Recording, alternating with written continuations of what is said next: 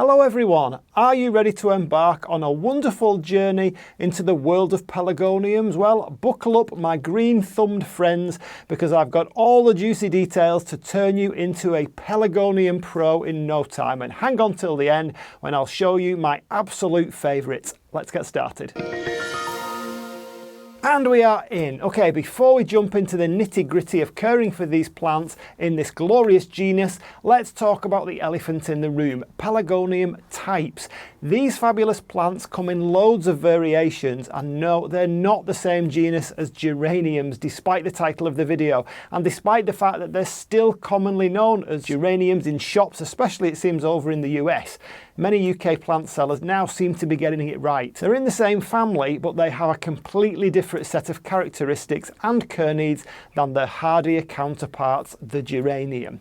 So we've got zonal pelargoniums, scented leaf pelargoniums, rosebud, zonatic, trailing pelargoniums, variegated, dwarf, ivy-leaved, regal, stellar, and a whole lot more. It's like a buffet of botanical goodness, and I'm here to help you navigate through it all. I don't have a huge collection. I'll show you what I've got, but there's a great resource for seeing what most of these varieties look like, and that's the FiberX Nursery website. I'll put a link in the description so you can go and look that up. Let's start with scented leaf pelargoniums. So I want you to imagine scents described as cinnamon, roses, chocolate peppermint, citronella. That's just a few examples of the scents you can actually get from gently squeezing the leaves of some pelargonium varieties. These babies are like little aromatherapy sessions disguised as plants. They're like a spa day for your nostrils.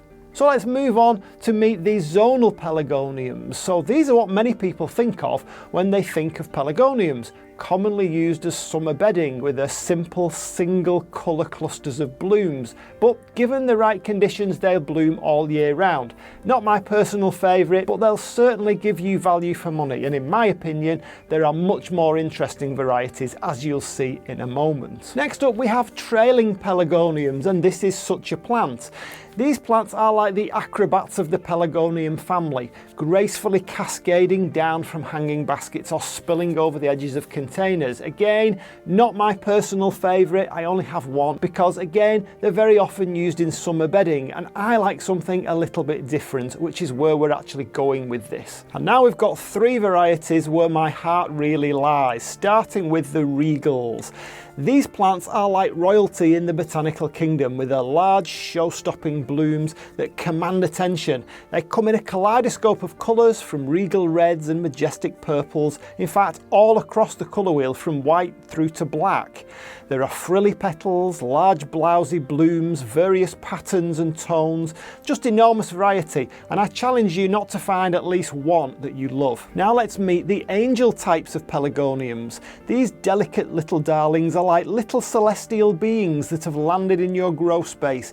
Their blooms are smaller and more delicate than other varieties, with intricate patterning against a backdrop of smaller leaves. With their graceful presence, they'll add a touch of heavenly beauty to any space. Just love these. Next on our botanical journey we have the stellar pelargoniums. These plants are like shooting stars, bringing a burst of colour and excitement wherever they go. Some of these plants are, in my opinion, the least pelargonian-like of all the varieties. Their blooms are like mini firework displays. It's like having your own personal pyrotechnic show. Just look at that. Beautiful. Last but certainly not least, let's talk about species pelargoniums.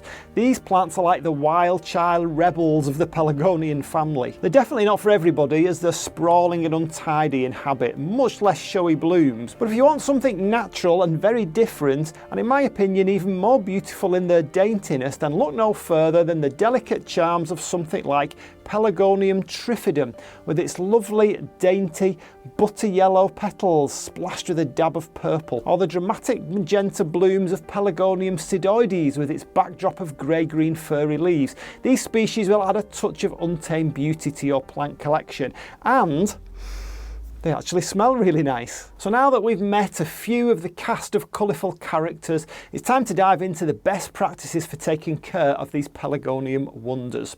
So first up, let's learn a little bit about where Pelargoniums come from and what conditions they love. Pelargoniums are native to South Africa, where they enjoy a warm and sunny climate. These plants have adapted to thrive in regions with mild winters and hot, dry summers. They're like sun seekers on vacation, but they're not picky. They're more laid back, like a beach bum sipping a pina colada. So let's start with lighting and temperature. Pelargoniums love their sunshine, but they can also tolerate bright, indirect light. Think of it like the perfect beach day with a little shade. Indoors behind glass, aim for at least 6 hours of bright, indirect light a day. If you live in tropical or subtropical areas, your sun might be a little strong for them, so you might need to take some precautions. Provided you keep them above frosty temperatures, you're good to go. Time for some H2O talk. Pelargoniums appreciate a regular watering routine, but don't drown them like you're auditioning for a synchronised swimming team. These plants prefer well-drained soil and like to dry out between waterings. In my conditions through winter, they go weeks between waterings. In summer, I leave them dry for most of the week before watering again. Never water if the media looks at all moist. Let the top inch of the soil dry out before watering again. Remember, soggy bottoms are only good on British baking shows, not for your Pelargoniums. Now let's look at repotting. Pelargoniums prefer to be on the cramp side in their pots as it encourages more blooms, and there is a limit to how big you'll want them to get. Some varieties will keep growing, but you'll get more and more leaves at the expense of blooms, so it's not something you want to encourage. If they're getting too big for their pots, then either prune them back hard, remembering to leave some actual leaves on, or repot to the next size up. I use a multimedia compost with added perlite. You could use all sorts of media, peat substitute, John Innes number 2, number 3, anything like that, so long as it's well drained. And don't forget, giving them a trim can help in all sorts of ways.